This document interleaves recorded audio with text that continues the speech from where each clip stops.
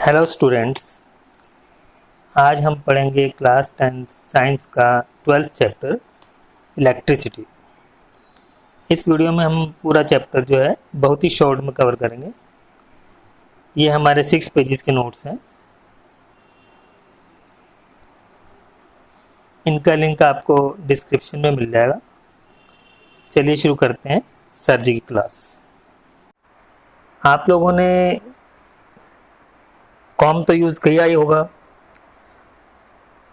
Com जो है, जब हम सूखे बालों में काफ़ी देर तक रगड़ते हैं तो आपने देखा होगा कि उसको पेपर्स के टुकड़े के पास अगर हम लेके आए तो उसको अट्रैक्ट करने लगता है।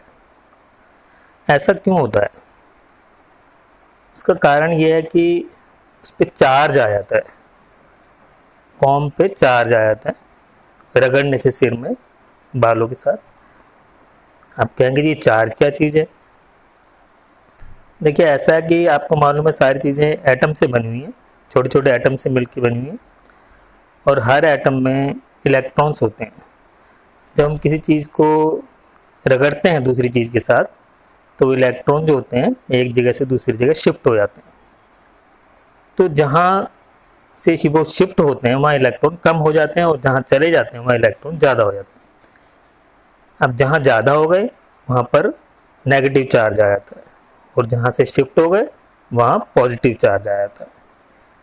तो ये आपको क्लियर हुआ कि चार्ज क्या होता है और वो कैसे पॉजिटिव और नेगेटिव बनता है, होता है। ठीक है। इन जनरल जो है चार्ज की हमने ये डेफिनेशन लिया पॉजिटिव चार्ज की, कि जब ग्लास रोड को आप जो है रब करते हैं किस पर, क्लॉथ के ऊपर, सिल्क क्लॉथ के ऊपर, तो उस पर जो चार्ज आता है वो हमारा होता है पॉजिटिव चार्ज। और जब इबोनाइट रोड को हम रब करते हैं वुलन क्लॉथ पर, तो वो जो उस पर क्लॉथ चार्ज आ जाता है वो हमारा नेगेटिव चार्ज होता है। ये तो मैंने आपको चार्ज के बारे में बताया। देखिए, जब चार्ज हमने कॉम के ऊपर जो है रगड़ा था तो वो चार्ज उस पर इकट्ठा हो गया था, तो उसके अंदर एक तरह की एनर्जी आ गई थी। ठीक है। तो चार्ज के अंदर जो भी एनर्जी होती है तभी उसने पेपर्स को अट्रैक्ट किया। तो उसको हम बोलते हैं, कोई भी चार्ज हो, चाहे वो इकट्ठा हो जाए चाहे वो मूव कर रहा हो, उसको हम बोलते हैं, उसकी एनर्जी को इलेक्ट्रिसिटी। क्या बोलेंगे उसको? इलेक्ट्रिसिटी। एनर्जी जो है चार्ज के अंदर जो भी मौजूद है उसको हम इलेक्ट्रिसिटी बोलेंगे। अगर वो चार्ज जो है रेस्ट में है, एक जगह पर है, तो उसे बोलेंगे उसकी एनर्जी को स्टैटिक इलेक्ट्रिसिटी। ठीक है। और अगर वो चार्ज मूव कर रहा है तो उसके अंदर जो एनर्जी है उसको बोलेंगे हम करंट इलेक्ट्रिसिटी। ठीक है। अब ये चार्ज आपको पता लग गया, इलेक्ट्रिसिटी पता लग गई। अब चार्ज को नापने के लिए हमने फिर एक यूनिट बनाई जिसे हम बोलते हैं कूलम। जैसे हम जो है कपड़े को मीटर में नापते हैं, ऐसे जो है हमने चार्ज को नापने के लिए जो यूनिट बनाई उसको बोलेंगे कूलम। ठीक है। ये कूलम में जो है ऑल ओवर द वर्ल्ड जो है चार्ज को मेजर किया जाता है, नापा जाता है। अब मैंने अभी बताया था कि इलेक्ट्रॉन जो होते हैं उसके कारण चार्ज आता है। तो एक इलेक्ट्रॉन जो होता है उसके ऊपर चार्ज 1.6 इंटू 10⁻⁻19 कूलम होता है। ठीक है। तो ये आप जो है दिमाग में रखेंगे। अब अगर एक से ज़्यादा इलेक्ट्रॉन एक जगह पर मौजूद है, मान लो 100 इलेक्ट्रॉन मौजूद है, तो आप इस चार्ज को 1 इलेक्ट्रॉन के चार्ज को 100 से मल्टीप्लाई कर दीजिए, तो आपको पता लग जाएगा कि 100 इलेक्ट्रॉन का चार्ज कितना होगा। तो उसके लिए हमने ये फॉर्मूला बना दिया। एन जो है नंबर ऑफ इलेक्ट्रॉन है, और ई जो है 1 इलेक्ट्रॉन पर चार्ज है। दोनों को मल्टीप्लाई कर देंगे तो आपको ये पता लग जाएगा कि टोटल चार्ज जो है सारे इलेक्ट्रॉन का कितना है। ठीक है। अगर आप जो है मान लीजिए आपको चार्ज पहले से गिवन है, क्यू आपको पहले से गिवन है, और आप ये पता लगाना चाहते हैं कितने इलेक्ट्रॉन होंगे उस चार्ज के अंदर, तो आप जो है आप इस टोटल चार्ज जो आपको गिवन है उसको आप 1 इलेक्ट्रॉन के चार्ज से डिवाइड कर दीजिए, ई से डिवाइड कर दीजिए। ई 1 इलेक्ट्रॉन का चार्ज है, तो आपको ये पता लग जाएगा कि कितने इलेक्ट्रॉन जो हैं उसमें हैं जिसके ऊपर इतना चार्ज बन रहा है। ठीक है। चलिए, अब आपको ये क्लियर हो गया कि भाई चार्ज क्या होता है। अब चार्ज जो है अगर मूव कर रहा है एक जगह से दूसरी जगह, तो वो हमारा जो है मूव करता हुआ चार्ज करंट कहलाता है। क्लियर हो गई बात। करंट को हम आई से शो करते हैं और चार्ज को हम क्यू से शो करते हैं। ध्यान रखेंगे आप, चार्ज को आप क्यू से शो करते हैं और करंट को आप आई से शो करते हैं। अगर मान लीजिए आपका एक जगह से दूसरी जगह चार्ज जो है आपका 10 कूलम चला गया और 1 सेकंड में, तो 1 सेकंड में जितना भी चार्ज जो है एक जगह से दूसरी जगह जा रहा है वो आपका करंट होगा। अब अगर कहेंगे कि आपका 10 कूलम चार्ज जो है 1 सेकंड के बजाय 2 सेकंड में गया, तो उस समय आप जो 1 सेकंड का निकाल लीजिए। आप जो है 10 कूलम को 2 से डिवाइड कर दीजिए, तो आपका 5 कूलम चार्ज जो है 1 सेकंड में जा रहा है, तो आपका जो है करंट 5 एम्पियर हो जाएगा। करंट आपका फिर 5 एम्पियर हो जाएगा, यानी करंट की जो मेजर करने की यूनिट हो गई एम्पियर। तो करंट को हम एम्पियर में मेजर करते हैं। जैसे मैंने आपको बताया कि आपने अभी चार्ज को टाइम से डिवाइड किया था। टोटल चार्ज जैसे आपका 10 कूलम जा रहा था और उसको आपने 2 सेकंड से डिवाइड कर दिया था। टाइम आपने सेकंड में लेना है, तो आप ये फॉर्मूला बन गया करंट का, चार्ज अपॉन टाइम। आपका जितना भी चार्ज आ रहा है उसको आप टाइम से डिवाइड कर दीजिए, तो आपको 1 सेकंड का चार्ज पता लग जाएगा कितना जा रहा है, और वो आपका करंट होगा। और आपका जो है इसकी यूनिट जो है वो क्या होगी, एम्पियर। ठीक है। अब जो है अगर मैं इस चार्ज को 1 कर दूं और टाइम को भी 1 कर दूं, तो दोनों 1 हो जाएंगे, तो करंट अपने आप 1 हो जाएगा। यानी कहने का मतलब अगर 1 कूलम चार्ज मेरा जो है वो 1 सेकंड में जा रहा है तो करंट 1 एम्पियर होगा। तो ये 1 एम्पियर की डेफिनेशन हो गई। If 1 coulomb charge is flowing in 1 second, then current will be 1 ampere। ठीक है, क्लियर हो गई बात। तो ये सिंपल है बिल्कुल। डेफिनेशन जो है 1 एम्पियर की आपकी करंट से ही बन जाती है। करंट की डेफिनेशन भी बिल्कुल सिंपल है। चलिए, करंट तो आपको ये पता लग गया क्या है। अभी आपने देखा था कि हमने जो है कॉम्ब के ऊपर जो है जब फोर्स लगाई थी, वर्क किया था, तो उसके कारण से जो है उस पे जो है चार्ज आ गया था। तो चार्ज कैसे आया, जब हमने कॉम्ब के ऊपर वर्क किया। ठीक है ना। तो मान लीजिए आपने कॉम्ब के ऊपर जो है 10 जूल वर्क किया। वर्क को हम जूल में नापते हैं, और उस पे जो है 2 कूलम चार्ज आ गया। 10 जूल वर्क किया आपने और 2 कूलम चार्ज आया, तो 1 कूलम चार्ज लाने के लिए आपने कितना वर्क किया, आप डिवाइड कर दीजिए। 10 को 2 से डिवाइड करेंगे तो आपका 5 जो है वो जूल वर्क हो जाएगा, जो 1 कूलम चार्ज लाने के लिए आपने किया। तो वो हमारा क्या कहलाएगा, पोटेंशियल। तो याद रखिए, अगर आप सपोज एक चार्ज को मूव करना चाहते हैं, एक पॉइंट से दूसरे पॉइंट पर अगर आप मूव करना चाहते हैं, और उसके लिए आप जो है जितना वर्क कर रहे हैं, तो उस वर्क को जो है हम जो है 1 कूलम के लिए जितना वर्क करेंगे वो हमारा पोटेंशियल होगा। तो हमारा जो पोटेंशियल डिफरेंस क्या हो जाएगा, पोटेंशियल तो मैंने आपको बताया कि एक पॉइंट पर जो है चार्ज को लाने के लिए आप जो है वर्क कर रहे थे, वो हुआ। अगर आप एक पॉइंट से दूसरे पॉइंट पर मूव करने के लिए 1 कूलम चार्ज पर जितना वर्क करते हैं, तो वो हमारा पोटेंशियल डिफरेंस हो जाएगा। तो ये डेफिनेशन हो जाएगी, work done to transfer 1 coulomb charge या 1 unit charge from 1 point to another. ठीक है। मान लीजिए आपने 10 जूल वर्क किया, ये आपका 10 जूल वर्क किया, और उससे 2 कूलम चार्ज आपने ट्रांसफर किया। तो आपने 1 कूलम के लिए कितना वर्क किया, दोनों को डिवाइड कर दीजिए, 5 आपका 5 हो जाएगा। तो वो आपका 5 पोटेंशियल डिफरेंस होगा। क्लियर हो गई बात। 5 आपका पोटेंशियल डिफरेंस होगा। अगर आपका वर्क मान लो 10 जूल है और उससे आपने 2 कूलम चार्ज को ट्रांसफ़र किया है एक पॉइंट से दूसरे पॉइंट पर, तो आपका पोटेंशियल डिफरेंस डिवाइड करने पर 1 कूलम के लिए 5 जूल आएगा, वो आपका पोटेंशियल डिफरेंस होगा। याद रखिए, पोटेंशियल डिफरेंस की जो यूनिट है वो वोल्ट होती है, और पोटेंशियल डिफरेंस का जो सिंबल है वो V होता है। तो पोटेंशियल डिफरेंस को हम V से शो करते हैं और इसकी यूनिट वोल्ट है। अगर मैं ये वर्क जो है इसको 1 कर दूं और ये जो चार्ज है इसको भी 1 कर दूं, दोनों चीज़ें अगर ये 1 हो गई तो ये पूरा 1 हो जाएगा, यानी पोटेंशियल डिफरेंस मेरा 1 हो जाएगा।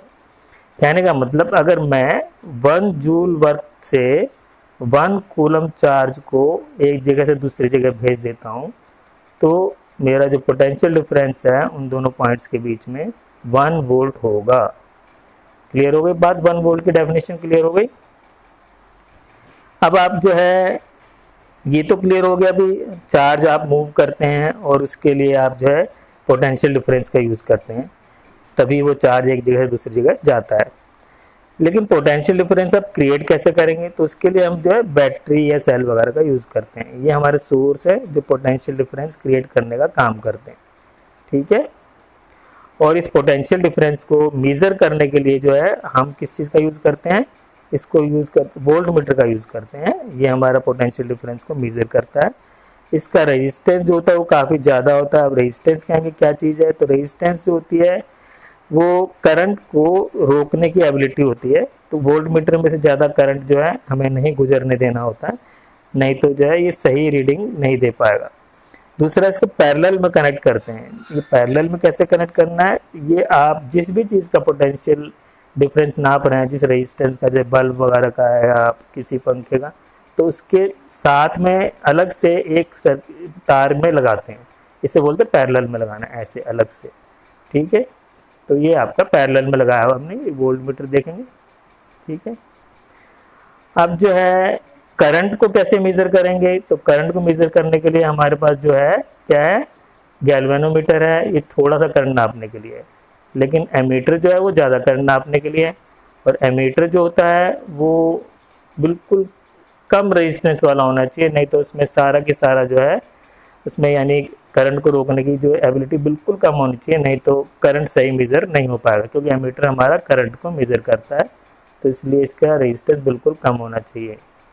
और इसको सीरीज़ में लगा दें। सीरीज़ का मतलब उसी वायर के बिल्कुल बीच में लगा देते हैं जिसमें से करंट आपका फ्लो कर रहा है। जैसे यहाँ देख रहे हैं, यहाँ आपका ये करंट ऐसे ऐसे फ्लो कर रहा है, तो इसने हमने बीच में इसके लगा दिया है। क्लियर हो गई बात? अब जो है ये क्या चीज़ है जो हमने ये बताई है? ये पूरा हमारा इलेक्ट्रिक सर्किट है। इलेक्ट्रिक सर्किट क्या है? इलेक्ट्रिक सर्किट हमारा जो है ये क्लोज्ड पाथ है। ये क्लोज्ड पाथ के अंदर ही करंट फ्लो करता है। कंटिन्यूस क्लोज्ड पाथ जो होता है ये इलेक्ट्रिक सर्किट कहलाता है। तो ये हमारा कंटिन्यूस क्लोज्ड पाथ है जो कि हमारा इलेक्ट्रिक सर्किट बनाता है। और इसके मेन कंपोनेंट जो है वो हमारा सेल है या ये बैटरी हो सकती है जो पोटेंशियल डिफरेंस क्रिएट करेगी। ये स्विच होता है जो कि ऑन ऑफ करने के लिए होता है सर्किट को। और बाकी ये रेजिस्टेंस बल्ब वगैरह, पंखा वगैरह जो भी आपने बीच में लगा रखा है जो भी चलेगा इससे। और बाकी ये हमारा एमीटर है, ये करंट नापने के लिए। और ये वोल्ट मीटर हमारा वोल्टेज नापने के लिए, इस रेजिस्टेंस की कितनी वोल्टेज होगी तो ये मेज़र करता है।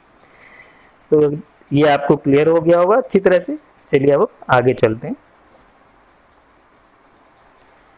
ओम्स लॉ क्या कहता है? देखिए ओम्स लॉ जो है हमारा वोल्टेज और करंट, हमारे इन दोनों का जो है रिलेशन बताता है। मैंने आपको बताया था करंट को हम आई से शो करते हैं, याद रखिए, और वोल्टेज यानी कि हमारी पोटेंशियल डिफरेंस को वी से शो करते हैं। बार बार बता रहा हूँ, ये ध्यान में रखना आपने।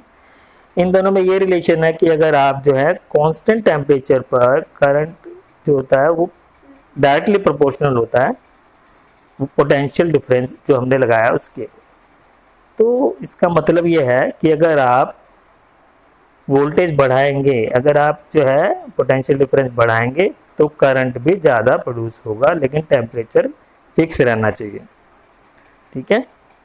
तो इसके लिए आप देखिए हमने ये लिखा I is directly proportional to V।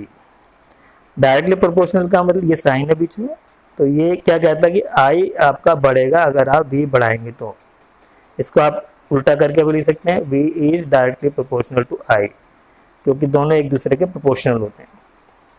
अब हमने डायरेक्टली प्रोपोर्शनल का मतलब ये तो होता है कि भाई इसको हम बढ़ाएंगे एक चीज़ को दूसरा बढ़ जाएगी, लेकिन कितनी बढ़ेगी? तो उसके लिए फिर हम इसको हटा देते हैं और ये हमने इक्वल टू का साइन लगाया। और जब इक्वल टू का साइन लगाते तो हमें एक कांस्टेंट लगाना पड़ता है, या R हमने कांस्टेंट यूज़ किया।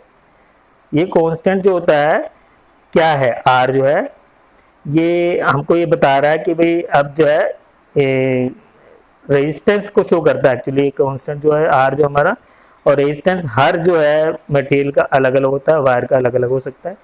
मान लीजिए आपका किसी वायर का रेजिस्टेंस अगर 2 है तो अब आप जो है V = 2I से सीधा रिलेशन निकाल सकते हैं। इसमें ये नहीं रहेगा कि भाई ये कितना बढ़ेगा, ये नहीं पता, ये नाम से अब आपको पता लग जाएगा। V और I का रिलेशन जो है अब डायरेक्टली प्रोपोर्शनल करना होगा कि इक्वल टू वाला हो गया, जिससे कि आप आसानी से कोई भी कैलकुलेशन कर सकते हैं। तो R जो है हमारा रेजिस्टेंस है, और ये कंडक्टर की प्रॉपर्टी होती है करंट को अपोज करने की, रोकने की। तो ये डिपेंड करता है आपके कंडक्टर पे कि कोई कंडक्टर जो होता है उसका रेजिस्टेंस ज़्यादा होता है, कोई कम होता है। अब ये रेजिस्टेंस जो है उसको हम मेज़र कैसे करते हैं, उसको हम ओम में मेज़र करते हैं, और ये इसका जो है सिंबल है ओम का। ठीक है, आर हमारा जो है ये रेजिस्टेंस है, रेजिस्टेंस को हम आर से शो करते हैं, ध्यान रखना है ये। और अगर आप सिर्फ रेजिस्टेंस निकालना चाहें तो इस आई को नीचे ले जाइए, तो ये V को I से अगर आप डिवाइड कर देंगे तो हमारा रेजिस्टेंस निकल आएगा। क्लियर हो गई बात। अब मान लीजिए मैं V जो है इसको भी 1 कर देता हूँ और I को भी 1 कर देता हूँ, तो पूरा ये 1 हो जाएगा, और 1 हो जाएगा तो हमारा रेजिस्टेंस 1 हो जाएगा।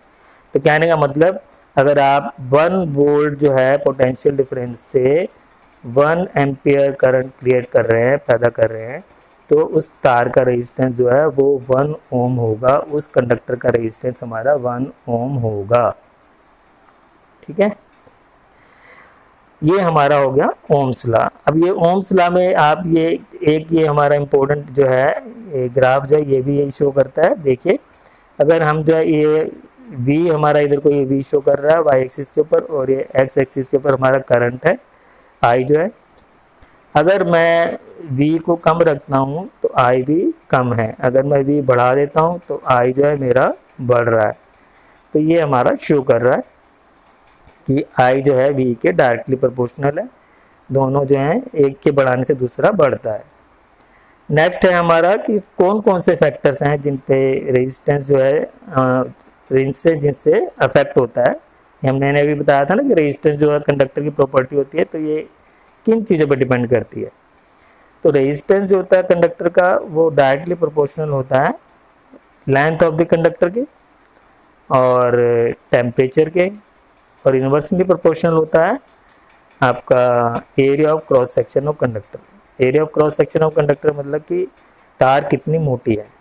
अगर तार ज़्यादा मोटी होगी, इन्वर्सली प्रोपोर्शनल है, इसका मतलब तार ज़्यादा मोटी होगी तो ये रेजिस्टेंस कम हो जाएगा। इन्वर्सली का मतलब एक चीज़ बढ़ेगी तो दूसरी कम हो जाएगी।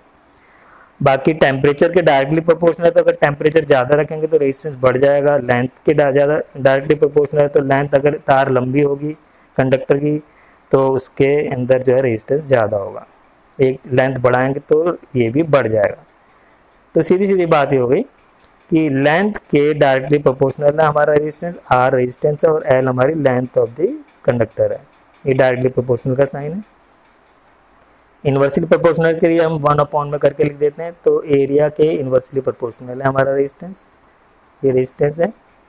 तो ये हमारा जो है कंबाइन कर दे अगर हम इन दोनों को, तो हमारा ये हो जाएगा R = L/A। R is directly proportional to L/A। और अगर मैं प्रोपोर्शनलिटी का साइन हटा दूं तो फिर वही कांस्टेंट लगाना पड़ेगा। तो इसके लिए अब हमने रो लगाया है। ये जो आप देख रहे हैं ना, ये रो है, ये छोटा सा ये रो है।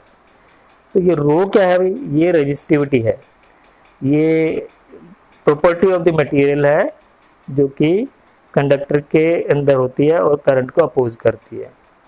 अब ये कहेंगे भी इसमें और फिर कंडक्टर में फ़र्क क्या हुआ, रेजिस्टेंस में फ़र्क क्या हुआ। तो फ़र्क ये है भी कि सिर्फ मटेरियल पर डिपेंड करती है। हर मटेरियल के अंदर रेजिस्टिविटी अलग अलग होती है। आप देखते हैं कि लकड़ी के अंदर तो रेजिस्टिविटी इतनी ज़्यादा होती है कि करंट को फ्लो ही नहीं करने देती, इंसुलेटर कहलाएगा जिसकी रेजिस्टिविटी इतनी ज़्यादा हो। तो ये आपकी सिर्फ मटेरियल पर डिपेंड करती है, लेंथ पे डिपेंड नहीं करती है, ना ही ये एरिया ऑफ क्रॉस सेक्शन पे डिपेंड करती है वायर के। सिर्फ जो है ये आपकी मटेरियल पे डिपेंड करती है प्रॉपर्टी जो है, और इसका बाकी चीज़ों से कोई लेना देना नहीं है। इसका जो हमारा SI यूनिट है वो ओम मीटर होता है। ये ओम मीटर में मैंने ओम का ये सिंबल है और ये मीटर है, तो ये याद करने की यूनिट आपने अच्छी तरह से पूछ लेते हैं। और ये आपके जो है किन किन चीज़ों पर डिपेंड करता है, फैक्टर्स कौन से हैं। देखिए मैंने सारे इंपॉर्टेंट क्वेश्चंस लिए हैं, जो इंपॉर्टेंट पॉइंट्स हैं वही इस चैप्टर के हम डिस्कस कर रहे हैं, जो पेपर में पूछे जाते हैं। आप कई बार ये पूछ लेते हैं भी अगर हमने जो ये एल को डबल कर दिया और ए को भी डबल कर दिया तो रेजिस्टेंस पे क्या असर आएगा। तो सीधी बात यह है कि अगर आप एल डबल कर देंगे तो ऊपर 2L हो जाएगा और नीचे जो है आपका वो 2A हो जाएगा, तो दोनों का 2 खत्म हो जाएगा, तो रेजिस्टेंस पे कोई चेंज नहीं आएगा, वही का वही रहेगा, क्योंकि दोनों का ऊपर नीचे 2 जो है वो खत्म हो जाएगा। तो वो आपको जो भी डबल या ट्रिपल करने को कहेगा उसी वहाँ हिसाब से वहाँ पर जो है वो नंबर लगा सकते हैं, और उससे फिर आपका रेजिस्टेंस में क्या चेंज आएगा पता लग जाएगा। बाकी ये थोड़ा बहुत हम न्यूमेरिकल प्रॉब्लम्स में भी डिस्कस करेंगे, ठीक है। अब आप चलते हैं नेक्स्ट, आगे देखते हैं क्या है। कंडक्टर क्या होते हैं। कंडक्टर मैंने आपको बताया कि ऐसे सब्सटेंस हैं जो आसानी से जिनमें करंट फ्लो कर सकता है। तो इनमें फ्री इलेक्ट्रॉन्स ज़्यादा होते हैं जो कि चार्ज को मूव करने में हेल्प करते हैं। रेजिस्टिविटी इनकी कम होती है, यानी करंट को रोकते नहीं है, और रेजिस्टेंस भी इनका कम होता है, तो फ्लो आसानी से हो सकता है करंट का, करंट की वेस्टेज भी नहीं होती है। तो ऐसी चीज़ों को, ऐसे सब्सटेंस को हम कंडक्टर बोलते हैं। ये ज़्यादातर मेटल होते हैं, और कॉपर और एल्युमिनियम इसमें जो है हम ज़्यादातर हम सारी तार बनाने में यूज़ करते हैं। जितनी वायर्स जो हैं वो सब इसी के बनते हैं, क्योंकि चीप भी होते हैं और इनमें जो है करंट आसानी से फ्लो कर जाता है। तो इसीलिए हमारी जितनी भी ट्रांसमिशन जो है इलेक्ट्रिसिटी की बड़ी बड़ी तारों में जो होती है वो इन्हीं दोनों जो है मेटल्स की बनी हुई होती हैं। इनमें जो है हमारी इलेक्ट्रिसिटी की वेस्टेज भी नहीं होती है। एलॉयज क्या होते हैं। एलॉय जो है थोड़ी ये ज़्यादा रेजिस्टिविटी वाले मटेरियल हैं जो हमने एक या दो मेटल से मिला करके बनाए हैं। इनका मेल्टिंग पॉइंट काफ़ी ज़्यादा होता है, और ये जो होते हैं ऑक्सीडाइज भी नहीं होते हैं ज़्यादा टेम्परेचर पर।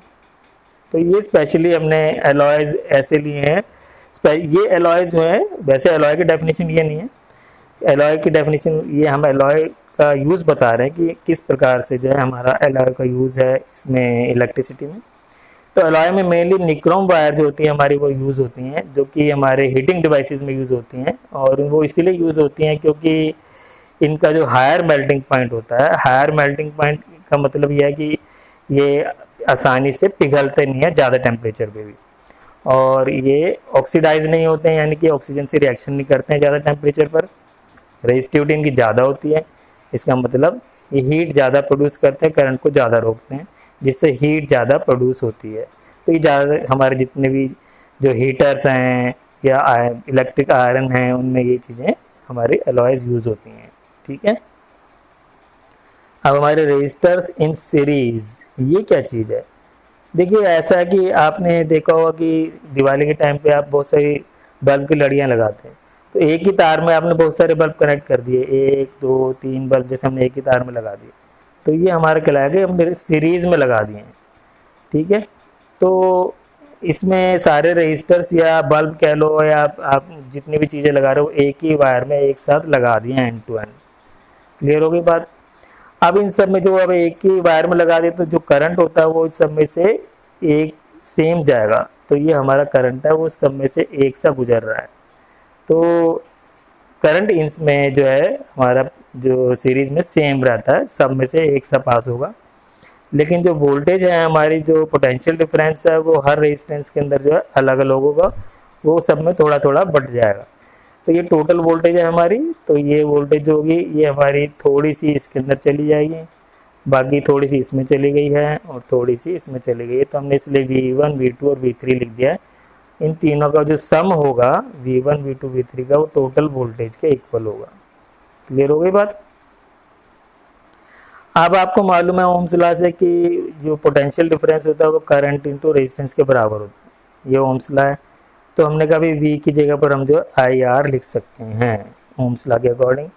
ऐसे जो है V1 की जगह पर हम IR1 लिख सकते हैं, क्योंकि यहाँ पर R की जगह R1 है, तो हमने V1 की जगह पर IR1 लिख दिया, V2 की जगह पर IR2 लिख दिया, और V3 की जगह पर हमने IR3 लिख दिया। I हमारा करंट है, R जो है टोटल रेजिस्टेंस है, और R1 R2 और R3 हमारे अलग अलग जो हमने बल्ब लगाए हैं उनके रेजिस्टेंस हैं।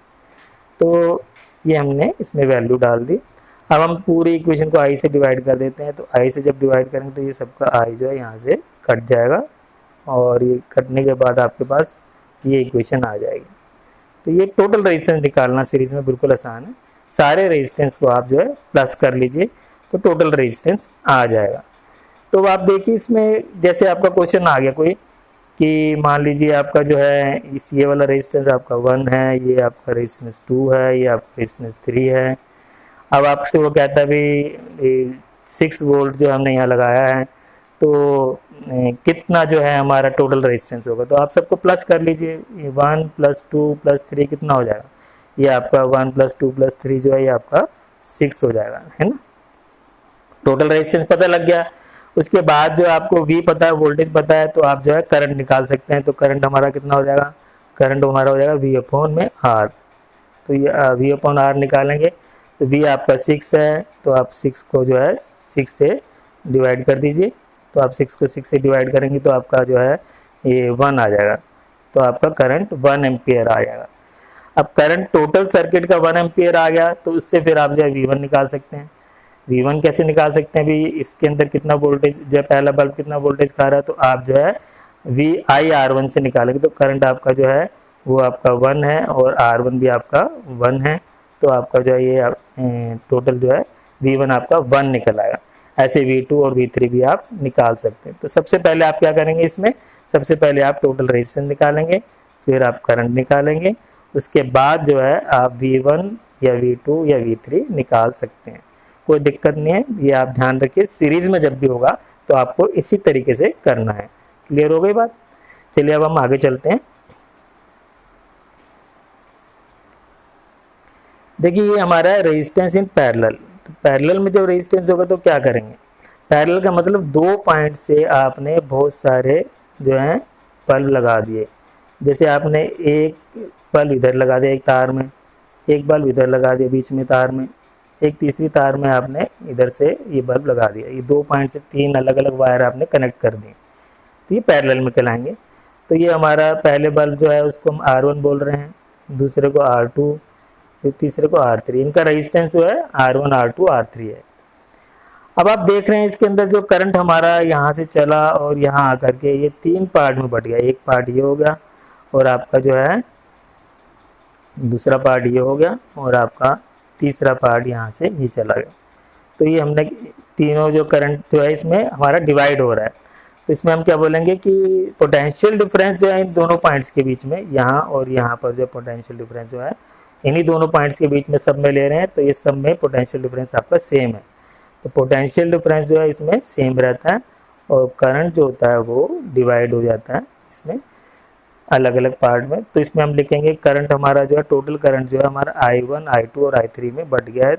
तो हमने इसीलिए लिख दिया I1 + I2 + I3। Total current हमारा ये था, तो I1 I2 और I3 में चला गया है। ठीक है। अब जो है इसके अंदर आपको पता है कि I अगर आप निकालना चाहें तो ओम्स लॉ से, तो I जो होता है हमारा V/R होता है। तो हमने I की जगह V/R लिख दिया।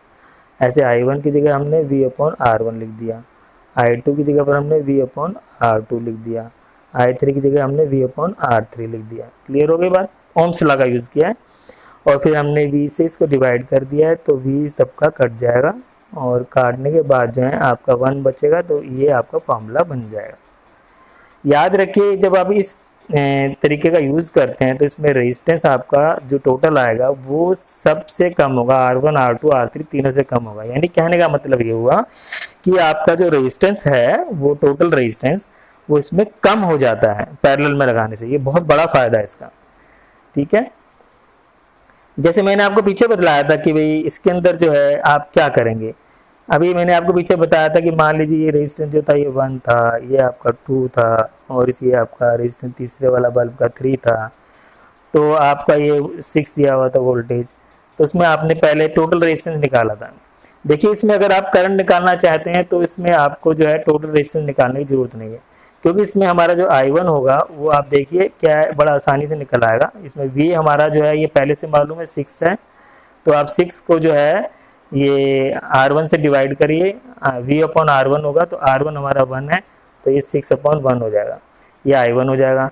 I2 अगर आप निकालना चाहें तो क्या होगा, I2 हमारा जो होगा V अपॉन में, V हमारा है 6, तो 6 अपॉन R2, R2 हमारा कितना है 2 है, तो ये 2 से डिवाइड कर दीजिए, I2 हो जाएगा।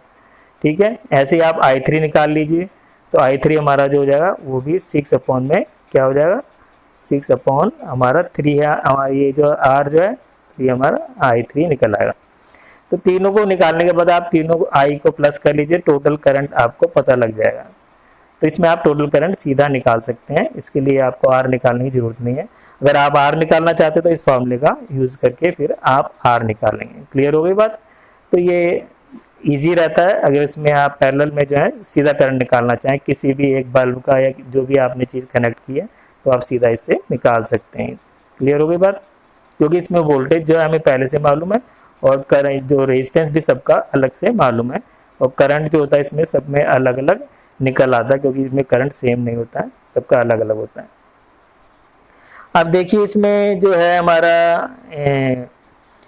एडवांटेज क्या है इसमें एडवांटेज क्या है कि अगर आप एक कंपोनेंट फेल हो जाए, जैसे हमने यहाँ पर अलग अलग की लगा रखी है, यहाँ पर स्विच लगा रखा है, तो यहाँ इसका स्विच यहाँ है, इसका स्विच यहाँ है, तो अगर आप क्या होता है कि आपका मान लो ये बल्ब खराब हो गया, ये बल्ब खराब हो गया तो कोई बात नहीं, आपका ये वाला करंट जो है चलता रहेगा, ये वाला करंट भी चलता रहेगा, तो इससे जो है हमारा पूरा सर्किट नहीं रुकता है। जबकि सीरीज में ऐसा नहीं होता है, उसमें हमारा एक ही स्विच होता है, तो उससे ही तीनों के सारे जो रेजिस्टेंस ऑपरेट होते हैं तो वो सारे के सारे बंद हो जाएंगे।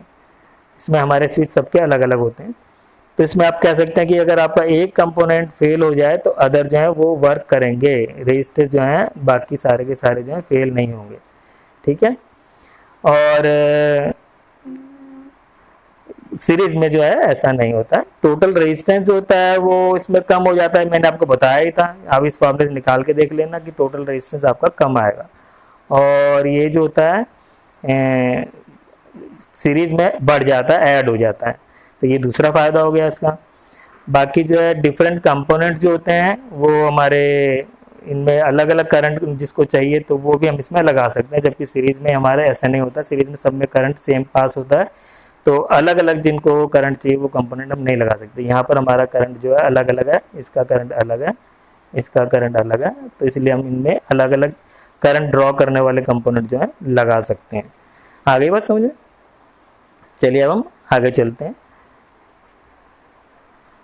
हीटिंग इफेक्ट जो है करंट का क्या होता है। देखिए हीटिंग इफेक्ट का मतलब यह है कि इलेक्ट्रिसिटी जो होती है वो हमारी हीट में चेंज हो जाती है। आपने देखा होगा तारे गर्म हो जाती हैं जब करंट इसमें से बहता है, तो इलेक्ट्रिसिटी जो होती है किसी न किसी तरह से हीट में चेंज होती रहती है, उसका लॉस होता रहता है, तो इसको बोलते हैं heating effect of the current. तो आपने ये देखा था कि V इक्वल टू जो होता है वोल्टेज जो है वो वर्क डन ऑब्लिक चार्ज होता है, W वर्क डन है, Q चार्ज है और V आपका वोल्टेज है या पोटेंशियल डिफरेंस है। ये हमने सबसे पहले डिस्कस किया था। अब हम इस चार्ज को इधर ले जाएं Q को, तो ये हमारा work done is equal to V into Q हो जाएगा। वर्क डन को आप एनर्जी भी कह सकते हैं, क्योंकि वर्क डन और एनर्जी एक ही चीज़ होती है। तो हीट अगर आप निकालना चाहें तो इस वर्क डन का फॉर्मूला से आप निकाल सकते हैं, या क्योंकि ये हीट भी एक एनर्जी ही है। अब हमने क्या किया है कि Q जो है इसकी जगह पर हमने जो है IT लिख दिया है। नेक्स्ट आगे वो क्यों लिख दिया है, क्योंकि मैंने आपको बताया था कि करंट जो होता है वो चार्ज अपॉन टाइम होता है। तो चार्ज आप टाइम को इधर ले जाइए तो आपका Q का फार्मूला I इंटू टी बन जाएगा, और वो हमने यहाँ पर Q की जगह पर IT यूज़ कर लिया है। तो हमारा ये VIT बन गया जो हीट का फार्मूला हो गया, तो हमारा W इक्वल टू VIT हो गया। अब हमने एक फार्मूला हमारा हीट का ये हो गया, क्या हो गया, W इक्वल टू VIT। अगर हम V की जगह पर ओम्स लॉ से IR यूज़ कर लें, जैसे मैंने आपको पहले बताया V इक्वल टू IR होता है, तो हमारा IR इंटू में IT हो जाएगा, और ये हमारा I स्क्वायर RT बन जाएगा, मल्टीप्लाई होकर के I दोनों मल्टीप्लाई हो जाएंगे, ये वाले I दोनों मल्टीप्लाई कर दिए हमने, तो हमारा जो है I स्क्वायर RT बन गया। तो हीट का हमारा जो है W या हीट मैंने बताया W हीट भी है, वर्क भी है, तो I स्क्वायर RT बन जाएगा। तो हमारे पास एक तरह से हीट का फार्मूला एक ये भी बन गया, एक फार्मूला हमारा हीट का ये भी हो गया। आप चाहे तो हीट इससे भी निकाल सकते हैं, लेकिन आप जो है जैसा आपके पास मतलब ये डाटा अवेलेबल होगा, जो भी आपको अगर I R और T दिया हो तो आप इसका यूज़ कर लीजिए, अगर आपके पास वी आई और टी की वैल्यू दी हुई है तो आप इसका यूज़ कर लीजिए। तो इस तरह से आप हीट इनसे निकाल सकते हैं। अब इस फॉर्मूले से आप क्या देख रहे हैं, इस फॉर्मूले से आप देख रहे हैं कि आई स्क्वायर आर टी आ रहा है, तो इसका मतलब करंट जितना ज़्यादा फ्लो होगा हीट उतनी ज़्यादा प्रोड्यूस होती है, क्योंकि आई स्क्वायर है ये।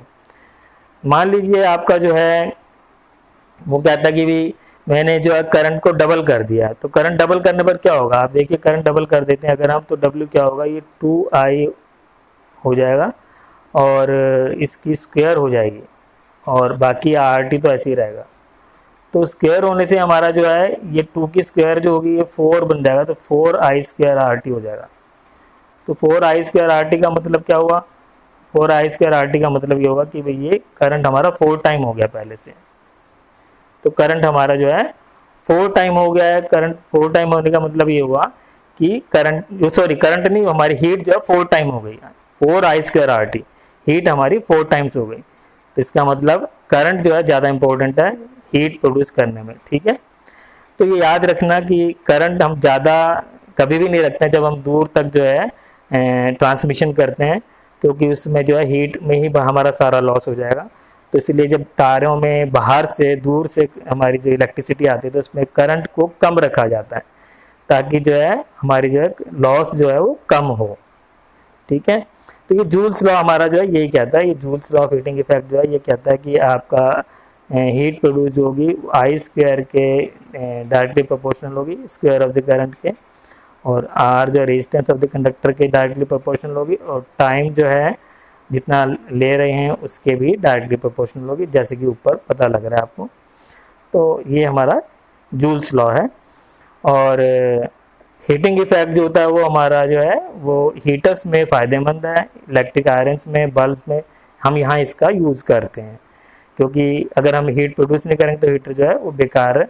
तो वो वहाँ पर हम हीट प्रोड्यूस करने के लिए इनका यूज़ करते हैं, प्रेस में भी यूज़ करते हैं, बल्ब में भी यूज़ करते हैं। लेकिन ये डिज़ायरेबल नहीं है हमारा कंप्यूटर में, जहाँ हीट बेकार में वेस्ट हो जाता है हमारी इलेक्ट्रिसिटी, टीवी में, रेफ्रिजरेटर में, उसमें ये इलेक्ट्रिसिटी हीट के रूप में हमारी वेस्ट हो जाती है चेंज होकर के। तो वहाँ पर ये डिज़ायरेबल नहीं है, वहाँ इसकी ज़रूरत नहीं है हमें। बाकी निक्रोम जो होता है वो मैंने आपको बताया था कि भी हीटर्स में यूज़ होता है, क्यों, क्योंकि उसका रेजिस्टेंस ज़्यादा होता है और साथ ही ऑक्सीडाइज नहीं होता है और ये पिघलता भी नहीं है, मेल्टिंग पॉइंट भी इसका ज़्यादा होता है। टंगस्टन मेटल जो होता है वो हमारा बल्ब में यूज़ होता है, क्योंकि इसका मेल्टिंग पॉइंट जो होता है वो ज़्यादा होता है और ये ऑक्सीडाइज नहीं होता है, तो इसलिए बल्ब में इसका हम यूज़ करते हैं। वैसे हम जो है बल्ब के अंदर एक नाइट्रोजन गैस भी भरते हैं जिससे कि वो ऑक्सीडाइज ना हो, ठीक है। चलिए अब आगे चलते हैं। अब हमारा इलेक्ट्रिक फ्यूज़ क्या होता है, ये ऐसा डिवाइस होता है जो इलेक्ट्रिक अप्लायंसेस में लगा होता है और उनकी सेफ्टी के लिए लगा होता है, और ये एलॉय और से बना होता है, जो कॉपर और टिन का एलॉय होता है, कॉपर और टिन को मिला के बनाया जाता है। इसका मेल्टिंग पॉइंट कम होता है और ये सीरीज में लगाते हैं, मेन वायर में लगा देते हैं, प्लाई वायर में। अब ऐसा क्यों करते हैं, क्योंकि जैसे ही करंट जो होता है, मान लो किसी कारणवश जो है इस डिवाइस ने करंट ज़्यादा ड्रॉ कर लिया, तो वो जो तार होगी वो मेन वायर जो उसके अंदर हैं वो ख़राब हो सकती हैं और साथ ही साथ डिवाइस भी ख़राब हो सकता है। लेकिन ये पहले हमने लगाया हुआ है तो उस कारण से ये पिघल जाता है, पिघलने से फिर जो ये आगे करंट को फ्लो नहीं होने देता और इससे हमारा जो डिवाइस भी बच जाता है और उसकी वायरिंग भी आगे बच जाती है। तो इलेक्ट्रिक फ्यूज जो है ये हमारे डिवाइस को सेफ रखता है। बाकी इलेक्ट्रिक पावर क्या होती है, देखिए इलेक्ट्रिक पावर जो है, इलेक्ट्रिक एनर्जी कितनी कंज्यूम हो रही है 1 सेकंड में, वो हमारी इलेक्ट्रिक पावर है। वैसे तो आपको पता power work done upon time होती है, लेकिन यहाँ एनर्जी अपॉन टाइम लेंगे हम कि 1 सेकंड में, टाइम अगर हमारा 1 सेकंड है तो उसमें कितनी एनर्जी कंज्यूम हुई वो हमारी पावर हो जाएगी, ठीक है। अब जो है ये आपका एनर्जी का जो फॉर्मूला है VIT मैंने आपको पीछे डिस्कस कर लिया है, और टाइम की जगह T लिखा हुआ है तो T से T कट जाएगा, तो हमारा पावर का जो फॉर्मूला आ गया वो आ गया VI, पावर जो है। इसीलिए पावर की जो यूनिट जो होती है वोल्ट एम्पेयर भी होती है, क्योंकि V जो होता है पोटेंशियल डिफरेंस हम वोल्ट में नापते हैं और I जो करंट है वो हम एम्पेयर में नापते हैं। तो ये हमारी वोल्ट एम्पेयर भी इसकी एक यूनिट होती है। वैसे हमारी जो पावर की जो यूनिट है वो हमारी क्या है, SI यूनिट पावर की वाट है। क्या है इसकी, वाट। अब वॉट जो होती है वो आपका अगर चाहें तो आप 1 वॉट अगर इसकी डेफिनेशन देखें तो क्या होगी 1 जूल/1 सेकेंड। अब ये कैसे हुआ, क्योंकि हमारी एनर्जी जो है वो हमने 1 जूल ले लिया ऊपर और टाइम 1 सेकेंड। जब दोनों 1 कर देंगे हम तो हमारी पावर भी 1 हो जाएगी। तो कहने का मतलब 1 जूल/1 सेकेंड, यानी कि आपने एनर्जी को 1 जूल कर दिया है और टाइम को 1 सेकेंड कर दिया है। तो आपकी 1 जूल एनर्जी अगर आप कंज्यूम हो रही है 1 सेकेंड में, तो आपकी पावर जो है वो 1 वॉट होगी। ठीक है। अगर मैं इस आई की जगह पर जो है यहाँ पर ओम्स फॉर्मूले से, ओम्स लॉ से V/R लिख देता हूँ, तो ये पावर V²/R फार्मूला बन जाएगा। और अगर मैं जो है इस आई की जगह पर मैं IR लिख देता हूँ, सॉरी V की जगह पर, V की जगह पर मैं इस V की जगह पर अगर मैं IR लिख देता हूँ तो ये मेरा I²R बन जाएगा। तो कहने का मतलब ये हुआ कि मेरे पास पावर के 3 फॉर्मूले हो गए। एक फॉर्मूला ये हो गया VI, दूसरा हो गया V²/R और तीसरा हो गया I²R। 3 फॉर्मूले से मैं कोई सा भी यूज़ कर सकता हूँ, लेकिन डिपेंड करता है मेरे पास किस तरह का जो है डाटा अवेलेबल है, क्या चीज़ मुझे गिवन है। अगर V और I गिवन है तो मैं ये फॉर्मूला यूज़ कर लूँगा। अगर V और R गिवन है तो पावर निकालने के लिए मैं ये फॉर्मूला यूज़ कर लूँगा। और I और R गिवन है तो मैं ये फॉर्मूला यूज़ करके पावर निकाल सकता हूँ। अब हम जो है कमर्शियल यूनिट क्या होता है इलेक्ट्रिक एनर्जी की, उसको डिस्कस करेंगे। कमर्शियल यूनिट जो आपके घरों में बिजली आती है उसी को हम कमर्शियल यूनिट कहते हैं। उसको हम यूनिट भी बोलते हैं और किलोवाट/आवर भी बोलते हैं। तो कमर्शियल यूनिट हमारी किलोवाट/आवर है, जिससे कि हम घरों में आने वाली बिजली को नापते हैं, हमारे घरों में, हाउसेज में जो बिजली आ रही है। और इसका जो है जूल से क्या रिलेशन है ये पूछ लिया जाता है। तो आप देखेंगे कि किलोवाट/आवर है, किलोवाट का मतलब 1 किलोवाट इंटू 1 आवर। अब 1 किलोवाट में 1000 वाट होते हैं, वो हमने लिख दिया। 1 आवर में 3600 सेकंड होते हैं, वो लिख दिए। मल्टीप्लाई किया तो 36 लाख वाट सेकंड बन गए। वाट सेकंड जो होता है वही जूल होते हैं। तो आपका मतलब 36 लाख जूल के इक्वल हो गया। 1 किलोवाट/आवर में 36 लाख जूल होते हैं। और इसको आप 3.6 इंटू 10⁶ जूल भी लिख सकते हैं। तो ये आपको क्लियर हो गया। कमर्शियल यूनिट जो है हमारी किलोवाट/आवर होती है और उसमें कितने जूल होते हैं 36 लाख जूल होते हैं। अब आप घरों में जो बिजली आ रही है उसको आप कैसे मेज़र करते हैं, कैसे आप कैलकुलेट करते हैं, उसके बारे में बतला रहा हूँ। देखिए मान लीजिए आपके घर में 5 पंखे चल रहे हैं, तो आप जो है पहले नंबर ऑफ़ यूनिट लिखेंगे। नंबर ऑफ़ यूनिट आपकी जो है ये यहाँ लिख देंगे 5 फैन। और वो एक पंखा जो है 100 वाट ड्रॉ करता है, तो उसको आप किलोवाट में चेंज कर लेंगे और फिर यहाँ लिखेंगे, मल्टीप्लाई करेंगे। वो 5 घंटे तक अगर पंखा चलता है तो उससे 5 से मल्टीप्लाई कर देंगे और कितने दिन की आपको कैलकुलेशन करनी है उससे मल्टीप्लाई कर देंगे। तो कहने का मतलब आप ऐसे कर सकते हैं कि आपके जो 5 फैन चल रहे हैं, 5 इंटू में जो है मान लो 100 यूनिट आपका 100 वाट का एक फ़ैन है, तो आप जो 100 डिवाइड बाय 1000 कर देंगे, क्योंकि आपने इसके वो बना दिए हैं किलोवाट बना दिए हैं। और अगर आपका 5 घंटे वो पंखा चलता है तो 5 से मल्टीप्लाई कर लेंगे, रोज़ चल रहा है। और साथ में आप दिन, जितने दिन आप निकालना चाहते हैं उससे मल्टीप्लाई करके आप जो है ये कैलकुलेशन कर सकते हैं। ये आपकी 2 0 से 2 0 कट जाएंगे और आपका ये बाकी आप कैलकुलेशन करके आप इसकी किलोवाट/आवर में निकाल सकते हैं कि 1-2 दिन की कंजम्पशन कितनी होगी। ठीक है। तो ये मैंने आपको चैप्टर पूरा अच्छी तरह क्लियर किया। बाकी इसके न्यूमेरिकल प्रॉब्लम्स हम आगे दूसरे वीडियो में भी लेंगे। मेरे ख्याल से ये आपको जो है चैप्टर अच्छी तरह क्लियर हो गया होगा। नेक्स्ट वीडियो के लिए आप जो है हमारे इस चैनल को ज़रूर सब्सक्राइब कर लेना और ये वीडियो आपको पसंद आया तो सबके साथ शेयर ज़रूर कर लेना। चलिए चलते हैं।